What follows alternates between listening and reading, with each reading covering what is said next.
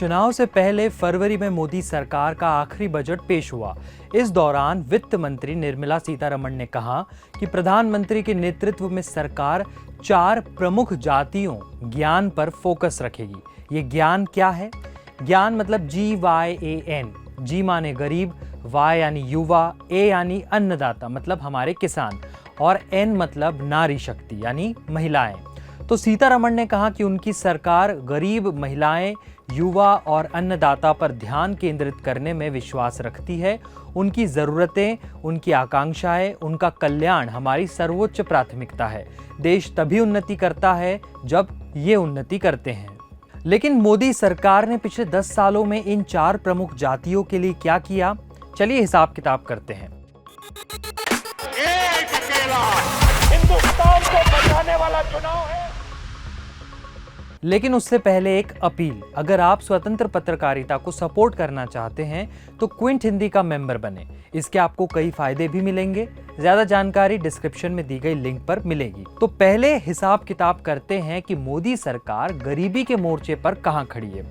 नीति आयोग के एक discussion paper में दावा किया गया कि पिछले 9 सालों में 24 करोड़ 82 लाख लोगों को बहुआयामी गरीबी से बाहर निकाला गया है।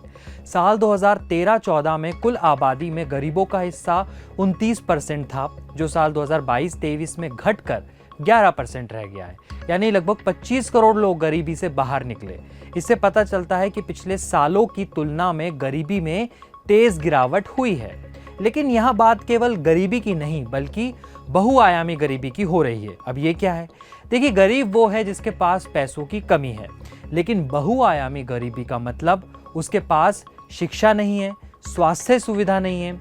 इसमें उसके जीवन जीने के स्तर को मापा जाता है, कैसा है, बैंक अकाउंट देखा जाता है, और भी चीज़ें इसमें शामिल होती है। अब हो सकता है कि आपके पास पैसों की कमी हो लेकिन आपके पास अपना मकान है, तो मतलब आप बहुआयामी गरीबी से बाहर हैं। पहले तो ये बता दें कि भारत सरकार ने 2011 के बाद से गरीबी का डेटा देना ही बंद कर दिया था। अब 2023-24 में आकर आकलन आया है। कुछ अर्थशास्त्री मानते हैं कि बहुआयामी गरीबी के आंकड़े जारी करना ज्यादा सही है, तो कुछ कहते हैं कि इसकी वजह से वास्तविक गरीबी छिप जाती है। इसलिए कई अर्थशास्त्रियों का मानना है कि वास्तविक गरीबी देखने के लिए व्यक्ति की कमाई देखी जानी चाहिए। कई रिपोर्ट्स बताती है कि पिछले 6 सालों से लोगों की सैलरी में बढ़ोतरी हुई ही नहीं है, वेतन स्थिर है।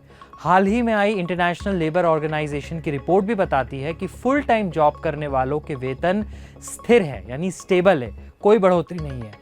एक तरफ महंगाई लगातार बढ़ रही है, दूसरी तरफ वेतन स्थिर है, फिर भी करोड़ों लोग गरीबी से बाहर आ गए हैं। इसलिए सवाल तो उठेगा, दोनों बातें एक साथ नहीं हो सकती कि गरीबी कम हुई है लेकिन लोगों के वेतन में बढ़ोतरी नहीं हुई है। तो ये बात तो साफ है, अगर हेल्थ, पेयजल, हॉस्पिटल फैसिलिटी, बैंक अकाउंट को शामिल कर गरीबी देखेंगे तो उसमें तो कमी आई ही है, लेकिन आर्थिक रूप से गरीबी का डेटा नहीं है। इसलिए वास्तविक गरीबी का आकलन करना मुश्किल है। अब वर्ल्ड बैंक की रिपोर्ट पर आते हैं, जो महामारी के बाद की है। इसमें बताया गया कि महामारी की वजह से जितने लोग गरीब हुए उसमें सबसे ज्यादा गरीबी भारत में आई। 5.5 करोड़ से ज्यादा लोग गहरी गरीबी में फंस गए। रिपोर्ट में लिखा गया कि दुनिया में गरीबी बढ़ाने में भारत का बड़ा योगदान रहा।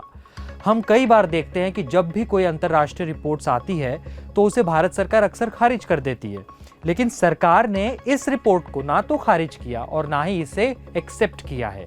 रिपोर्ट में यह भी दर्ज किया गया कि भारत सरकार से गरीबी के आंकड़े मांगे गए थे, लेकिन सरकार ने आंकड़े उपलब्ध नहीं कराए और वर्ल्ड बैंक ने centre for monitoring Indian economy के आंकड़ों के आधार पर गरीबी का आकलन किया। देश और दुनिया की बाकी खबरों के लिए देखते रहिए क्विंट हिंदी।